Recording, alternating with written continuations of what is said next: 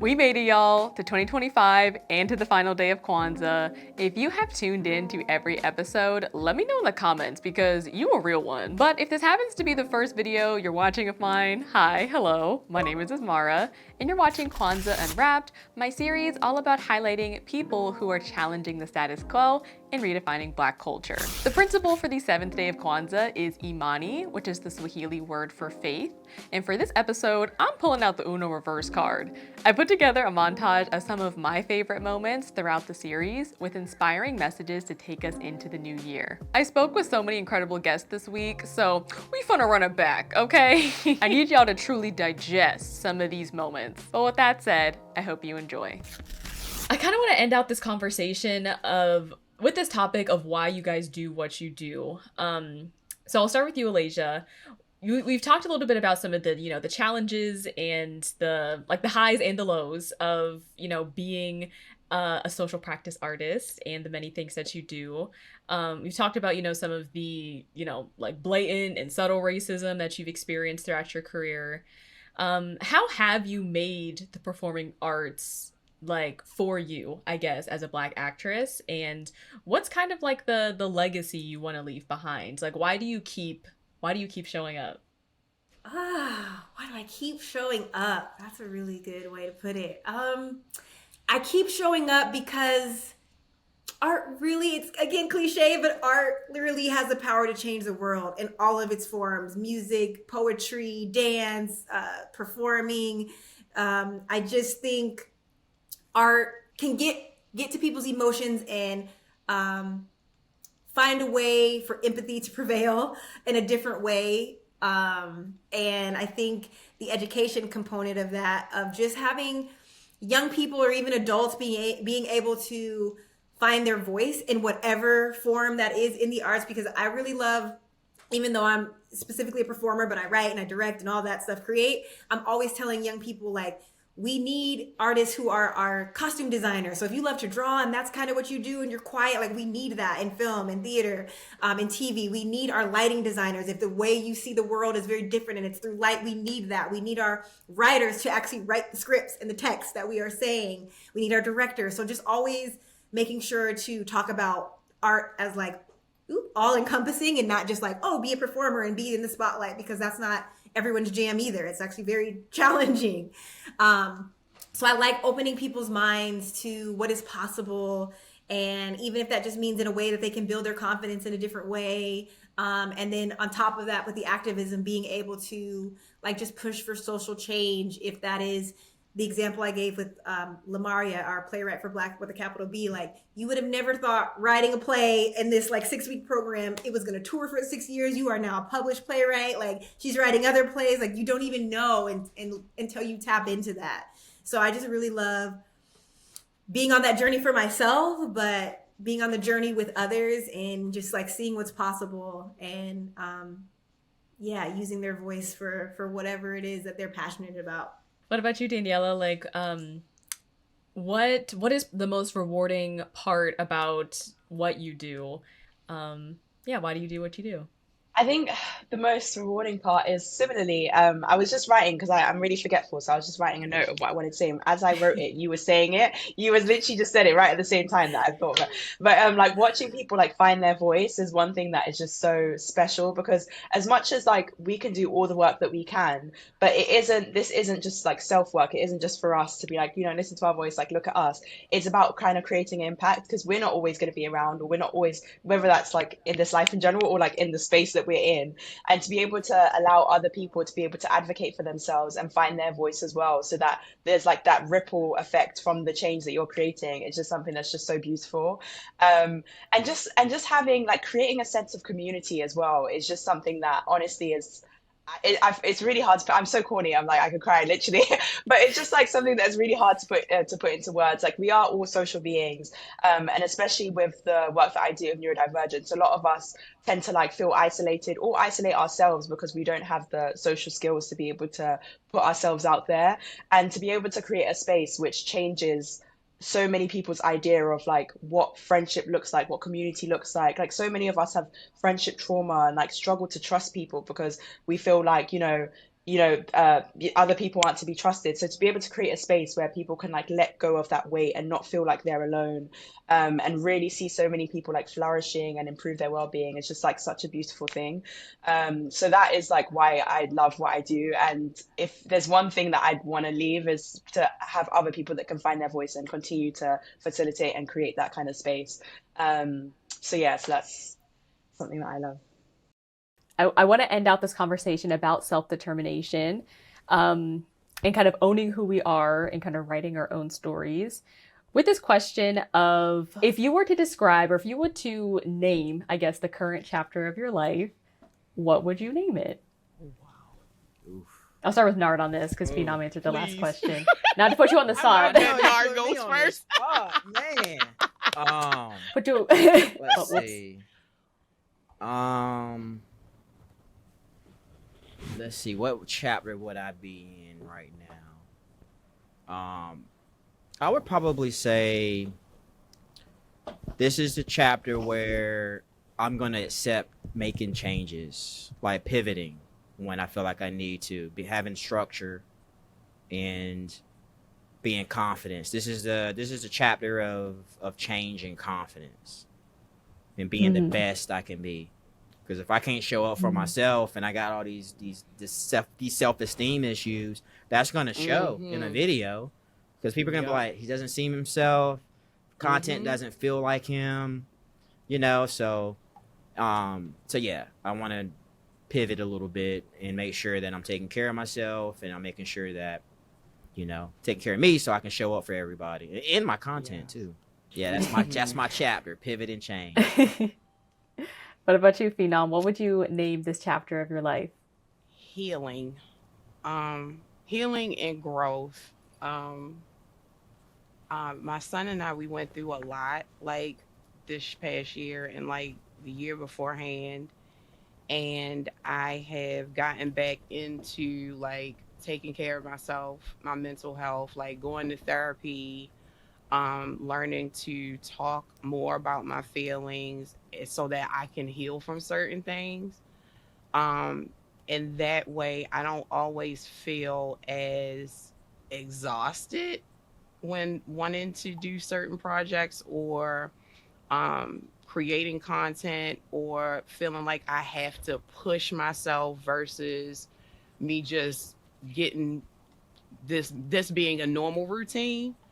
So I think that chapter would be called growth and healing for me.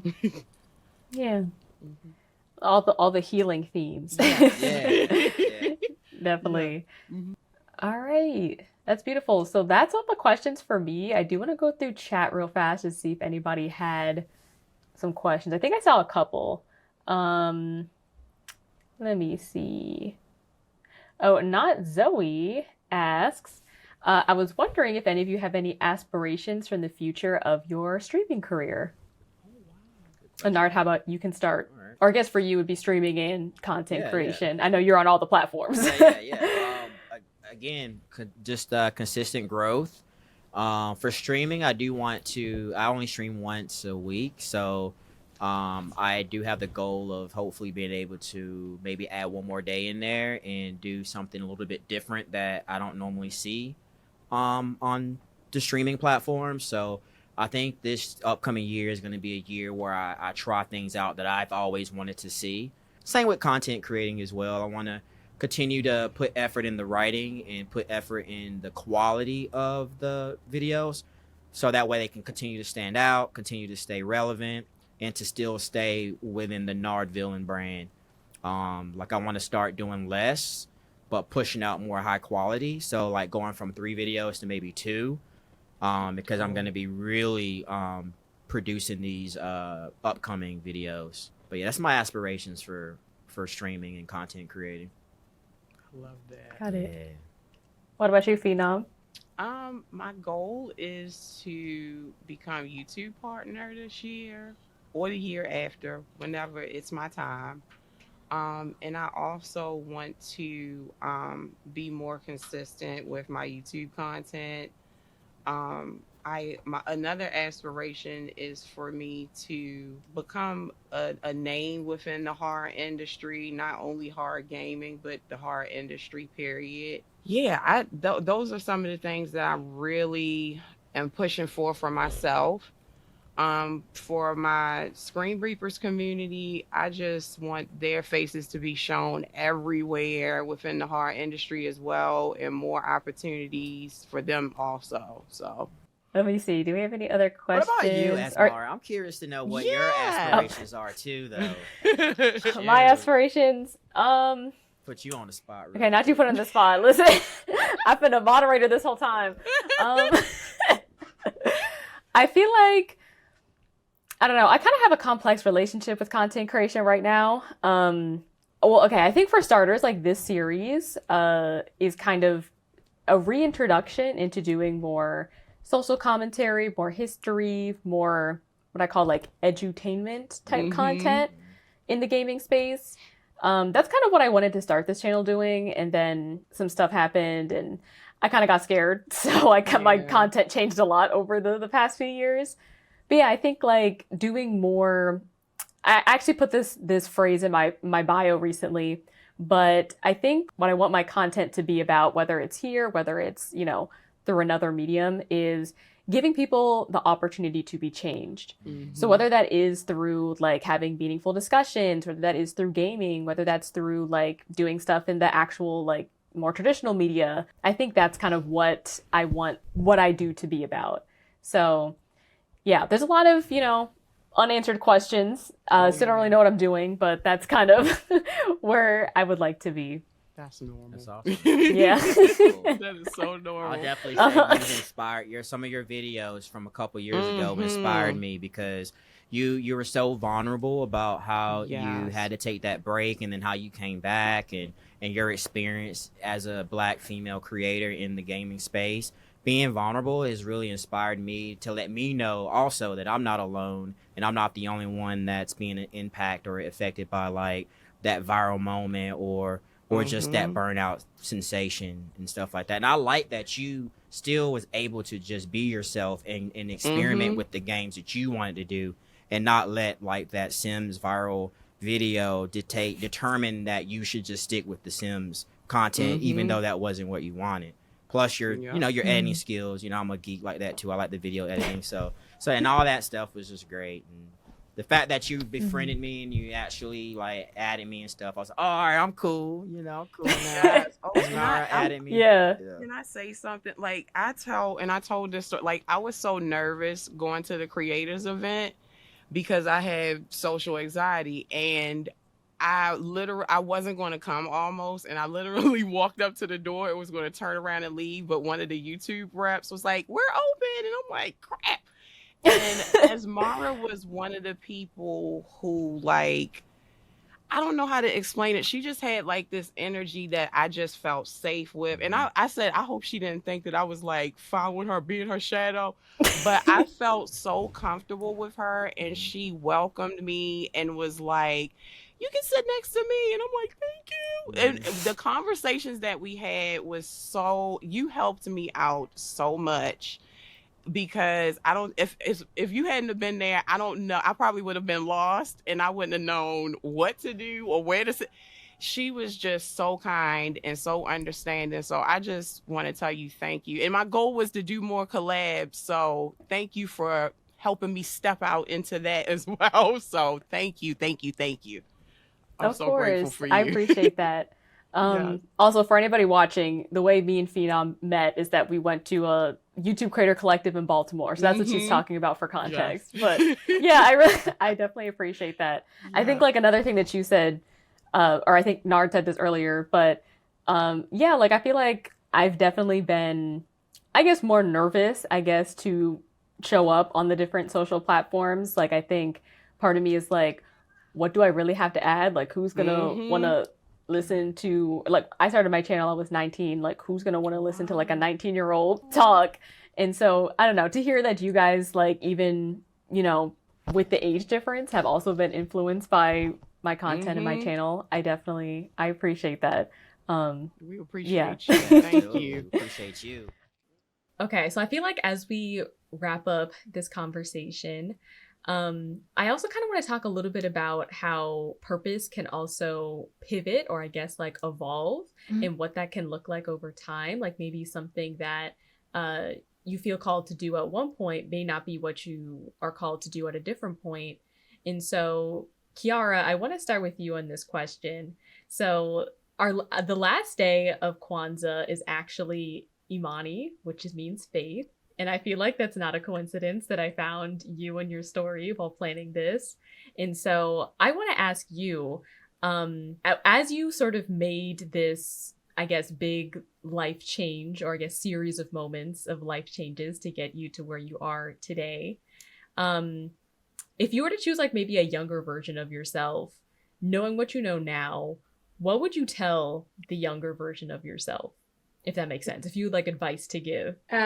It's funny because the last chapter of my book is literally just a letter to my younger me, like all of the things that I would tell myself. Like that's the whole last chapter.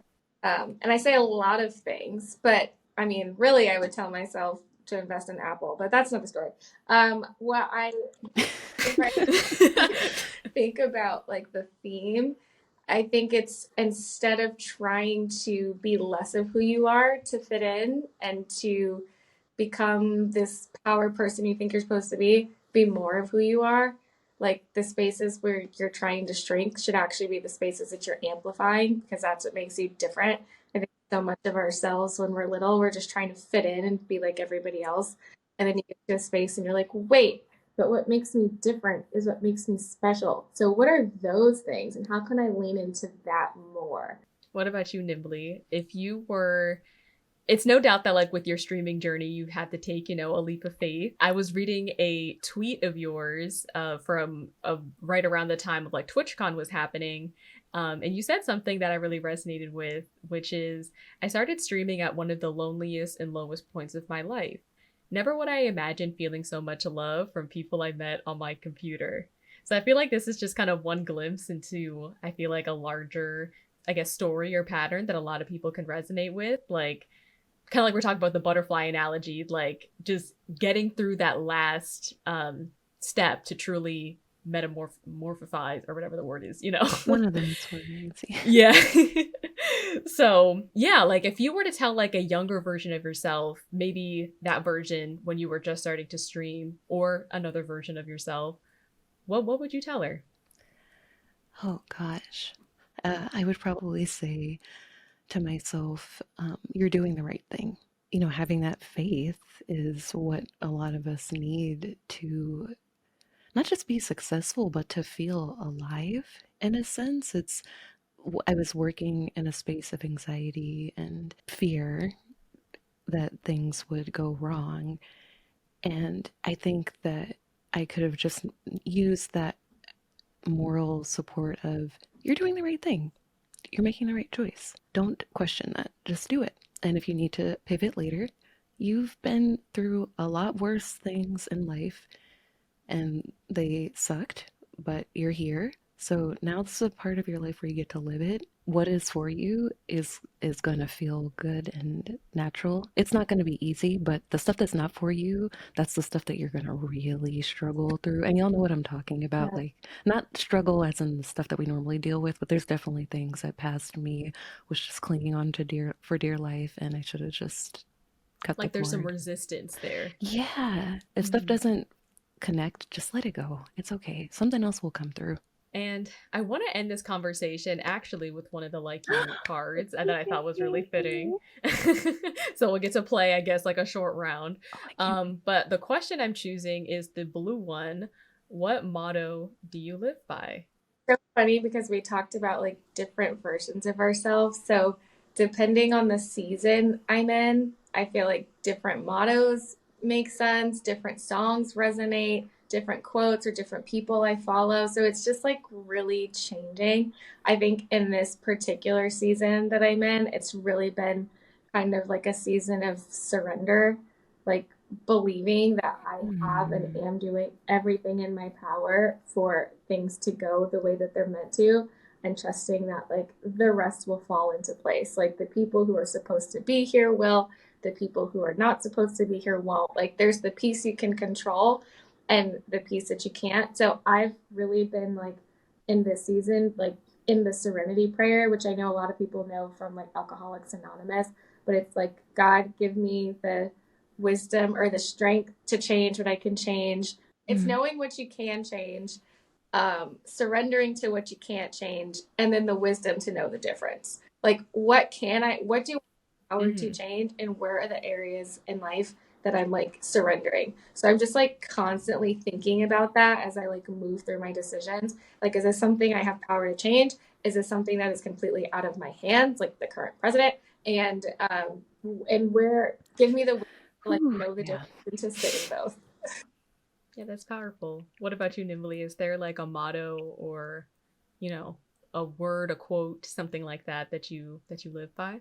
I feel like I have a few different ones, but mostly because I'm silly and unserious when I'm going through difficult times. So I don't know if y'all familiar with like Brat Summer from Charlie XCX. So instead of Brat Summer, I have Anguish Autumn and Whimsy Winter and Silly Spring because I get seasonal affective disorder in the summer, so that's the worst time of the year for me, but I love the winter. I do feel like a sense of almost stasis and hibernation right now in the winter time where, yeah, things that aren't feeling natural, I'm just letting it go. Just let it go, do its own thing. And the things that do feel natural, I'm pouring myself into, as opposed to, trying to almost have this tug of war with that. So Whimsy Winter, Silly Spring, Brat Summer, Anguish Autumn. There we go. That's not like an album. Yeah, Charlie, that's coming 2025. Yeah, exactly. Kind of like as we were talking, I kind of felt like led to share this. So I feel like my answer to this question, like what motto do I live by? So I have a tattoo right here. I mean, you can't see it because I'm, but it's a butterfly and the words underneath it says the world is waiting on you. And I feel like over these past few years, I've kind of implemented, you see butterflies around my office and I got my butterfly tattoo. But the reason I got that tattoo is actually a quote from a book by Elaine Welteroth. She used to be the editor-in-chief of Teen Vogue. I just gotta say this. I met her like when I first moved to LA and I was excited to meet her. And it was one of those events where like Oprah was there and like all of these other people in the industry and everyone's like trying to like Ava DuVernay. Everyone's trying to meet these other people. And I was like beelining for Elaine because I just feel like we have a lot in common. And she was really busy at the moment. And she was like, I like is super busy, but like we're gonna talk, we're gonna take a picture, I'll find you. Like, okay, I work in entertainment. I know how these things go. I was just glad second to like listen to me tell her how much I loved her.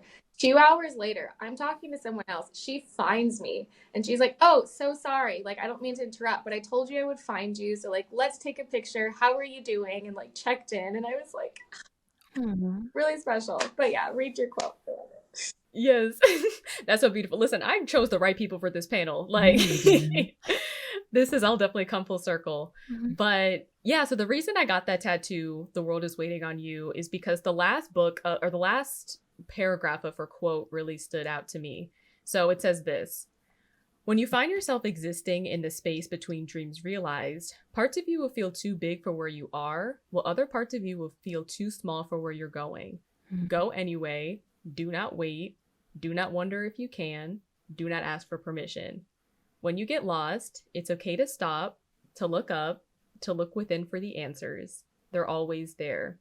And when the world tells you to shrink, expand. Remember, you have done enough.